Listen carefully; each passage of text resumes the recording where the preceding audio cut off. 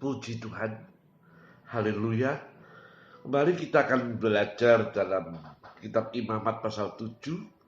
Kita akan teruskan di mana kemarin kita masih di dalam Imamat pasal 7 ayat 11 sampai 21.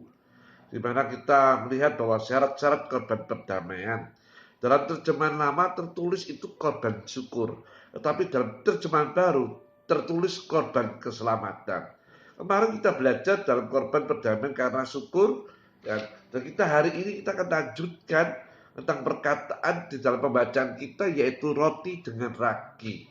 Bapak Ibu, saudaraku yang dikasih oleh Tuhan, roti dan dengan ragi untuk persembahan timang-timangan. Ragi itu artinya bayangan dosa dalam 1 Korintus 15 ayat 8. Waktu Paskah Israel tidak boleh ada ragi di rumah dalam Keluaran 12 ayat 15. Adanya ragi membuat orangnya itu dibunuh mati. Tetapi di sini disuruh membawa roti beragi. Tidak untuk dibakar, tetapi untuk korban timang-timangan ditunjukkan di hadapan Tuhan. Mengapa pakai ragi? Ini ragi lain, yaitu seperti di dalam Matius 13 ayat ke-33. Bapak Ibu saudaraku yang dikasihi Tuhan, kerajaan surga seperti ragi yang dimasukkan dalam tepung 3 sukatan sehingga meledak, membesar karena ragi ini. Kerajaan surga adalah tahta Allah, tak mungkin ada gelap di dalamnya. Dalam 1 Yohanes 1 ayat 5. Jadi ragi di sini bukan dosa, tetapi menunjukkan kuasa Allah yang meresap ke dalam 3 takar tepung tersebut. Begitu pula di sini kuasa mengucapkan syukur akan meresap dalam seluruh segi hidup kita dan membuatnya menjadi lain. Ini bukan sekedar sugesti, tetapi kuasa iman yang akan jadi sungguh-sungguh. Sugesti yang optimis dapat membawa banyak hal-hal yang baik, tetapi terbatas di dalam kemampuan manusia, dan tetap akan sampai pada batas-batas kegagalan. Bapak Ibu sekalian yang dikasihi Tuhan, tetapi syukur pada Tuhan berdasar firman Tuhan atau ragi di dalam roti itu tidak mengenal batas, sebab tidak ada yang mustahil bagi Allah. Harus ada ragi dan harus ada roti, ada syukur dan firman Tuhan. 3 takar. Mengerti firman Tuhan dan bersyukur selalu dalam hidup ini akan membuat suatu persembahan timang-timangan di hadapan Allah yang heran. Perkara-perkara indah di hadapan Allah. Lihat Paul dalam penjara, Kisah Rasul 16 ayat ke-25. Di pembacaan kita di dalam pasal 7 ayat 11-21, di situ ada perkara dagingnya harus dimakan hari itu juga. Daging binatang korban ini menunjukkan pada Tuhan Kristus. Di dalam Yahya 6 ayat 51 serta 53. Setiap kali makan tubuh Tuhan, mengingat kita pada korban Kristus yang amat besar dan membuat kita yang sebetulnya tidak layak ini penuh dengan ucapan syukur.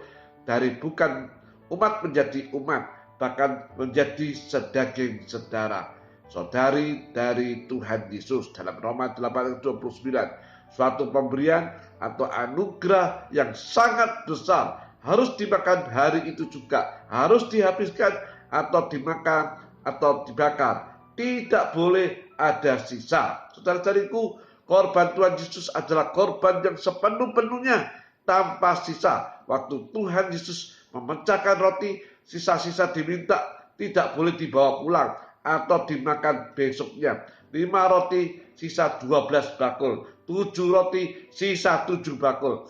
Orang banyak tak boleh makan lagi daripadanya. Korban syukur harus penuh kemurahan. Bagi-bagikan pada orang banyak di sekitar segala korban syukur, sehingga semua boleh makan, sebab sisanya harus dibakar habis. Matius 18 ayat 33. Patut orang yang bersyukur belajar mengasihi yang lain. Korban nasar atau sukarela, seperti murid-murid yang menyerahkan diri mengikut Tuhan dengan rela, boleh makan sampai esoknya, tetapi hari ketiga dibakar habis. harus mempunyai iman akan persediaan yang akan datang. Tuhan memberikan tubuhnya untuk makanan murid-muridnya setiap kali. Dalam Matius 16 ayat ke-8 sampai ke-9. Mereka diingatkan tentang sisa yang masih dimakan bagi hari berikutnya. Tuhan celah mereka karena tiada beriman. Orang-orang yang mengiring Tuhan Yesus, jangan ragu-ragu akan persediaan tubuh Kristus, makanan bagi jiwanya setiap hari. Yohanes pasal 13 ayat pertama, Filipi 1 ayat ke-6. Tuhan menyediakan tiap-tiap kali. Bapak, Ibu, saudara yang dikasihi Tuhan, kita hidup dari iman kepada iman. Dalam Roma 1 ayat ke-17. Persekutuan dengan Tuhan akan ada setiap hari, sebab Tuhan suka demikian. Jangan takut, belajar bersalam dengan Allah. Allah akan beserta tiap hari dan menjamu kita dengan roti dan tubuhnya setiap hari. Bapak, Ibu, saudaraku yang dikasihi Tuhan, ya, kemudian kita akan lihat orang yang najis tidak boleh makan dari daging yang sudah suci ini. Bahkan kesucian segala kesucian. Begitu juga dengan perjamuan suci. Dalam 1 Korintus 11 ayat ke-27 sampai 28. Harus menguji diri lebih dahulu, supaya dengan suci kita makan dari tubuh Kristus. Sehingga ini menjadi berkat, kekuatan, dan kuasa yang besar dari Tuhan. Dalam Yohanes 6 ayat ke-55 sampai 57.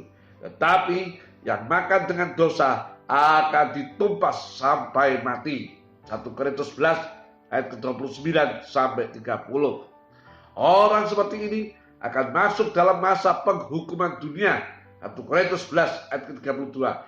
Tapi orang yang mau menyangkal diri dan disucikan sekarang ini, suatu pengorbanan dari daging akan lepas dari masa hukuman dunia, mendapat berkat yang besar dari tubuh Kristus, sehingga tumbuh dalam kesucian Tuhan, bahkan ke dalam kesempurnaan, sehingga boleh masuk dalam kerajaan sorga.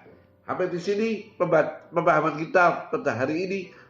Tuhan Yesus memberkati.